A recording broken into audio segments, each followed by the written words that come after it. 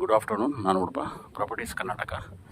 ಇದು ಒಂದು 20 ಅಡಿ ರಸ್ತೆ, ಪಕ್ಕದಲ್ಲಿ ಕಾವೇರಿ ನೀರು ಹೋಗ್ತದೆ. ಈ ಕಾವೇರಿ ನೀರು ಮುಂದೆ ಒಂದು ದೊಡ್ಡ ಕೆರೆ ಇದೆ. ಆ ಕೆರೆಗೆ ಲಿಫ್ಟ್ ಮಾಡೋದಕ್ಕೆ ಇದು ಆಕ್ಸೆಸಬಲ್ ಕೆನಲ್ಲು. ತೋರಿಸ್ತೀನಿ ನೋಡಿ. ಇದು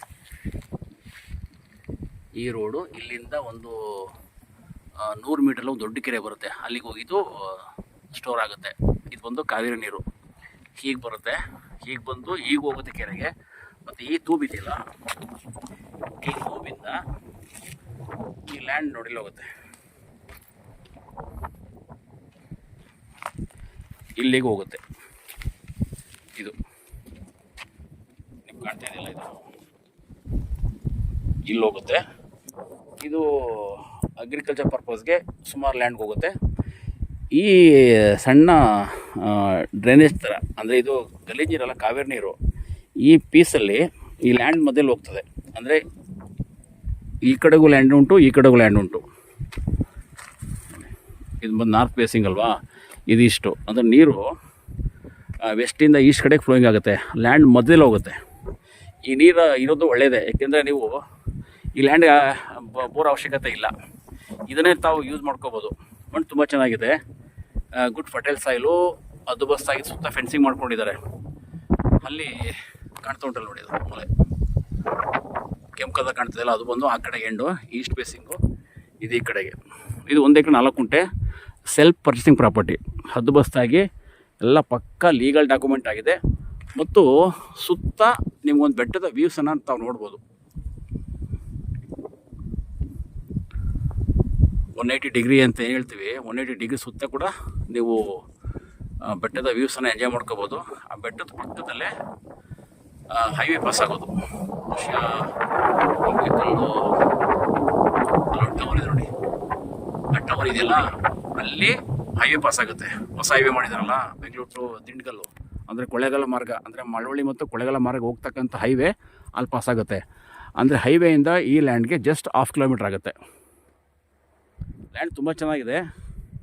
ಅಂದರೆ ಈ ಲ್ಯಾಂಡು ಸ್ಕ್ವೇರಾಗಿಲ್ಲ, ಸ್ವಲ್ಪ ಒಂದು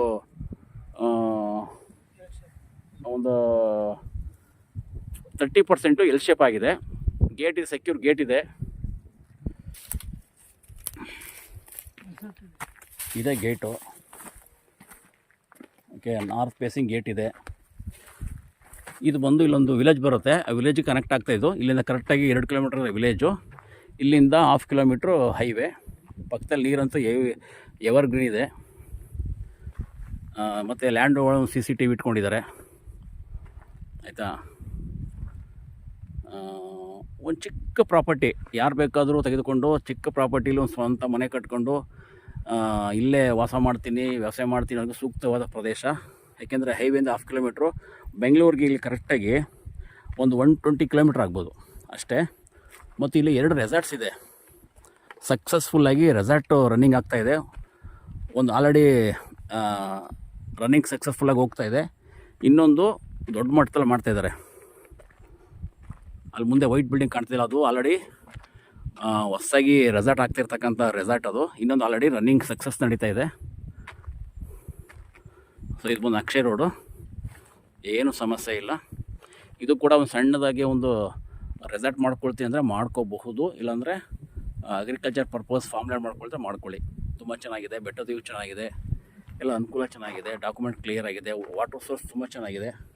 ಇದೆಲ್ಲ ರಸ್ತೆನೇ, ಆ ಕೆನಲ್ ಪಕ್ಕದಲ್ಲಿ ಬೆಳ್ಕೊಂಡಿದೆ, ಕ್ಲೀನ್ ಮಾಡ್ಕೋಬೇಕು. ಬಟ್ ಆರಾಮ್ಸೆ ವೆಹಿಕಲ್ ಬಂದು ಹೋಗೋದೇ, ಸಮಸ್ಯೆ ಇಲ್ಲ. ಡಾಕ್ಯುಮೆಂಟ್ ಕ್ಲಿಯರ್ ಆಗಿದೆ. North facing. ಕಾಲ್ ಮಾಡಿ, ನಾನು ಉಡುಪ 9901323456.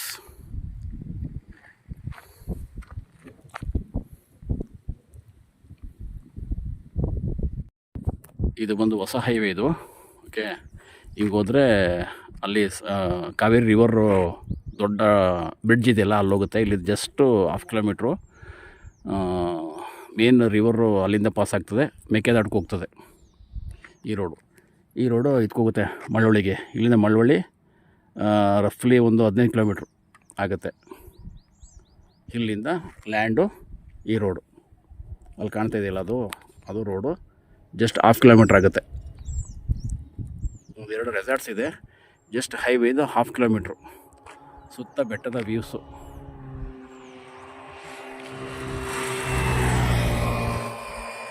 Thank you. ಈ ರೋಡು ಸುಮಾರು ಟೂರಿಸ್ಟ್ ಡೆಸ್ಟಿನೇಷನ್ಗೆಲ್ಲ ಹೋಗ್ತದೆ. ಗಗನಚುಕ್ಕಿ ಇರ್ಬೋದು, ಗಗನಚುಕ್ಕಿ, ಭರಚುಕ್ಕಿ, ಶಿಂಷಾ ಮತ್ತು ಬಿಳಿಗಿರಿ ರಂಗನ ಬೆಟ್ಟ, ಮಲೆ ಮಹದೇಶ್ವರ ಬೆಟ್ಟ, ತಲಕಾಡು ಎಲ್ಲದೂ ಕನೆಕ್ಟ್ ಕೊಡ್ತಕ್ಕಂಥ ಇದು ಹೈವೇ ಆಯಿತಾ. ಇಲ್ಲಿಂದ ಜಸ್ಟ್ 1/2 ಕಿಲೋಮೀಟ್ರ್ ಮೊದಲು ಹೇಳ್ದಂಗೆ Kaveri river, main river pass ಆಗುತ್ತೆ. ಪ್ರತಿ ವೀಕೆಂಡಲ್ಲಂತೂ ತುಂಬ ರಶ್ ಇರುತ್ತೆ ವೆಹಿಕಲ್ಗಳಲ್ಲಿ. ಇದು ಹೊಸ ರೋಡು, ಇನ್ನೂ ಸರ್ವಿಸ್ಗೆ ಫ್ರೀ ಮಾಡಿಲ್ಲ. ಇನ್ನೊಂದು ಸ್ವಲ್ಪ ದಿನದಲ್ಲಿ ಸರ್ವಿಸ್ ಆಗುತ್ತೆ. ಅಲ್ಲಿ ಬ್ರಿಡ್ಜ್ ಹತ್ರ ಒಂದು ಸ್ವಲ್ಪ ಕೆಲಸ ಇದೆ, ಮಾಡ್ತಾಯಿದ್ದಾರೆ. ಚೆನ್ನಾಗಿದೆ, ಕಾಲ್ ಮಾಡಿ.